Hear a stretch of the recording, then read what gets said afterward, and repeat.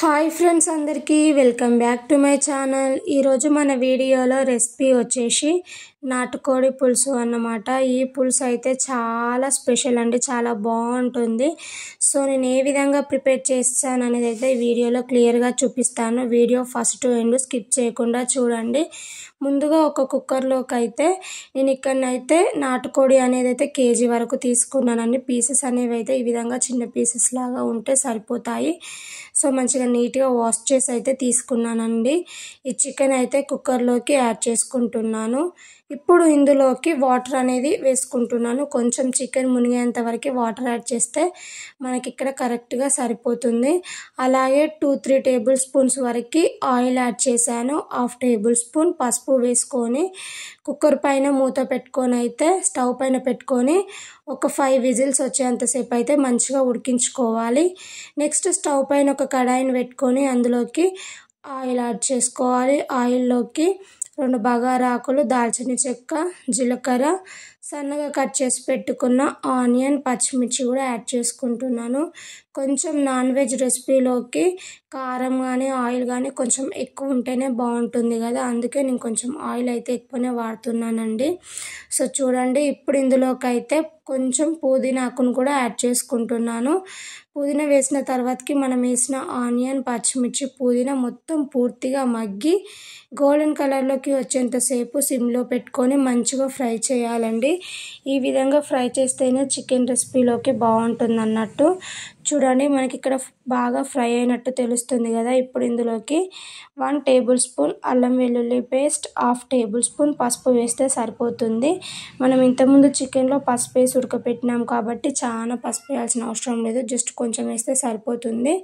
So అల్లం వెల్లుల్లి paste కూడా మంచిగా ఆయిల్లో ఫ్రై అయ్యేంతసేపు చక్కగా ఫ్రై చేసుకోవాలి.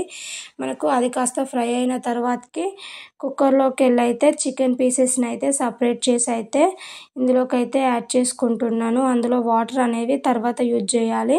ఫస్ట్ అయితే ఈ చికెన్కి అయితే ఆయిల్ మొత్తం పట్టేలాగా బాగా మిక్స్ చేసుకొని సిమ్లో పెట్టుకొని అయితే మూత పెట్టుకొని ఒక 15 మినిట్స్ పాటైనా ఉడికించారంటే, మనం ఆల్రెడీ కుక్కర్లో ఉడికించాము కదా, అలా 50% కంటే ఎక్కువనే ఉడుకుతుంది. మిగతా 30-20% అయితే మనకి ఇందులో ఉడుకుతుంది అన్నమాట. సో చూడండి, ఒక 15 మినిట్స్ తర్వాతకైతే చూడండి చికెన్ అనేది అయితే మనకి మంచిగా ఫ్రై అయిపోయి కొంచెం ఆయిల్ మనకి సపరేట్ అవుతున్నట్టు తెలుస్తుంది అన్నమాట. సో ఇప్పుడు ఇందులోకి అయితే రుచికి సరిపడినంత సాల్ట్, 2 టేబుల్ స్పూన్స్ వరకు నేనైతే కారం వేసుకుంటున్నాను. మీరు తినే కారాన్ని బట్టి కారం అయితే అడ్జస్ట్ చేసుకోండి. సో నేను తీసుకున్న కారం కొంచెం ఎక్కువనే ఉంటుందండి కారం, అందుకే 2 టేబుల్ స్పూన్ వేసాను. సో చికెన్కి పట్టేలాగా ఉప్పు కారాలు మంచిగా మిక్స్ చేసుకొని అయితే ఇందులోకి గ్రేవీకి సరిపడా వాటర్ యాడ్ చేయాలి. మనం ఇంతకుముందు చికెన్ ఉడకబెట్టుకున్నప్పుడు వాటర్ ఉంటాయి కదా కుక్కర్లో వాటరు, సో ఆ వాటరే యాడ్ చేస్తున్నాను అన్నమాట. ఎక్స్ట్రా వాటర్ అయితే నేను వేయలేను, ఆ వాటర్ నాకు కరెక్ట్గా సరిపోయాయి. మీ గ్రేవీని బట్టి అయితే మీరు వాటర్ అడ్జస్ట్ చేసుకోండి. ఇప్పుడు ఇందులోకి అయితే మంచిగా ఘాటుగా ఉండడం కోసం అయితే మిరియాలు అనేవి అయితే కచ్చా పచ్చాగా దంచి అయితే యాడ్ చేసుకుంటున్నాను. మిరియాల ఫ్లేవర్ అయితే చాలా బాగుంటుందండి నాటుకోడిలోకి. సో చూడండి, చికెన్ అనేది మనకి ఉడికినట్టు తెలుస్తుంది కదా, మనకి కొంచెం గ్రేవీ కూడా చిక్కబడినట్టు తెలుస్తుంది. ఇప్పుడు ఇందులోకి ఏమైనా ఉప్పు కారాలు తక్కువైనా కానీ అడ్జస్ట్ చేసుకున్నా సరిపోతుంది.